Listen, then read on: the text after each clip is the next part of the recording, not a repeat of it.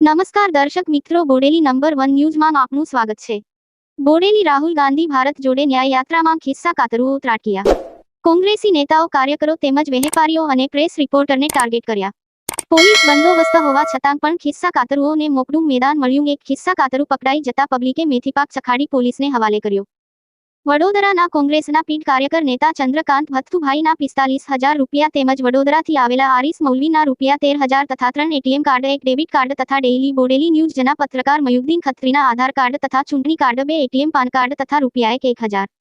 છોટાઉદેપુર બોડેલીના વેપારી સેલના પ્રમુખ અમજભાઈ ખત્રીના 9,500 રૂપિયા તેમજ બોડેલીના વેપારી રફીક સુલતાન ખત્રી 33,000 નો ખિસ્સા કાતરુઓએ હાથફેરો કર્યો તેમજ અન્યોના પણ પૈસા તથા રકમોની તફણચી કરી। બનાવને લઈ આખા બોડેલી નગરમાં તર્ક વિતર્ક સર્જાયું હતું। ભોગ બનનાર નેતાઓ તથા અન્ય ભોગ બનનારાઓએ બોડેલી પોલીસમાં ફરિયાદ નોંધાવી। બોડેલી પોલીસે આરોપી વિરુદ્ધ ગુનો નોંધી આ કામમાં કેટલાક વ્યક્તિ સામેલ છે તે દિશામાં તપાસ હાથ ધરી છે। જુઓ શું કહી રહ્યા છે આરિશ મૌલવી તથા ચંદ્રકાંત ભથ્થુ। અહેવાલ હૈદર પઠાણ, બોડેલી।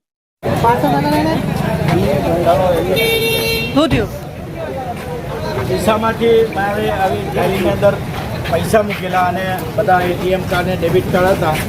3 એટીએમ અને 1 ડેબિટ કાર્ડ તો એ કાઢી લીધું। એમાં કેટલા પૈસા હતા? લગભગ 2,000 રૂપિયા, 1,500 થી 2,000 વાંચ્યા છે। ચૂંટણી કાર્ડ બી છે મારું। વડોદરાથી આરિસ મૌલવી। હા, આજે ભારત જોડો ન્યાય યાત્રામાં તમે આવ્યા છો, તમારું પણ ખિસ્સું કપાયું છે, કેટલા ગયા, શું હકીકત છે? पहली बात तो भारत जोड़ो यात्रा એટલે नफरत की राजनीति छोड़ो और मोहब्बत की राजनीति को लेकर લઈને રાહુલ ગાંધી નીકળ્યા છે। ત્યારે મેં કોંગ્રેસના કાર્યકર્તાઓને તમામ લોકો એટલે નાગરિકો બધા રાહુલ ગાંધીને મળવાની ચાહત અને અપેક્ષા એમની કે અમે રાહુલ ગાંધીને મળીએ। એટલે તે વખતે એવું ધ્યાન ના હોય કે આપણે આપણા ખિસ્સામાં પૈસા પડેલા છે ને કોઈ ચોરી લેશે ને કોઈ ખિસ્સું કાપી દેશે, પણ ખિસ્સું કપાયું છે તમામ લોકોનો હકીકત છે। એટલું સારું ને સાચું પ્રશાસન છે જે ચલાવી રહ્યા છે કે લોકોના ખિસ્સા કપાઈ જાય ને લોકોને ખબર ના પડે, એ પ્રમાણેની બેકારી છે આ દેશમાં। વાતો બહુ મોટી મોટી છે, પણ ખરેખર જોવા જઈએ તો આ એક ભૂખમરીનો એક પ્રકાર છે, બેરોજગારીનો એક પ્રકાર છે।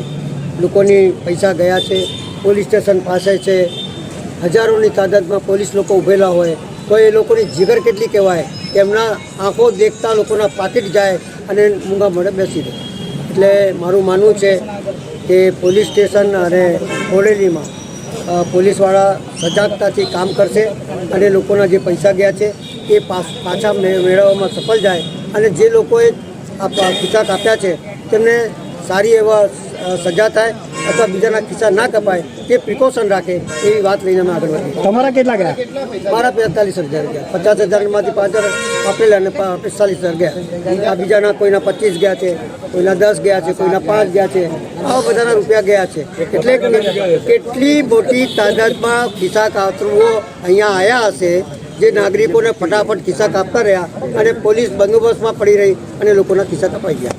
અંદાજે કેટલા લોકોના ખિસ્સા કપાય એવું લાગે તમને? અંદાજે તો કંઈ આંકડા લઈને થોડી બેઠા છે ના, પણ તો અવનવા રોજબરોજના સમાચાર જોવા માટે જોતા રહો બોડેલી નંબર 1 ન્યૂઝ ચેનલ। ને જો આપે અત્યાર સુધી આ ચેનલને સબસ્ક્રાઇબ ન કરી હોય તો સબસ્ક્રાઇબ કરો ને શેર કરો।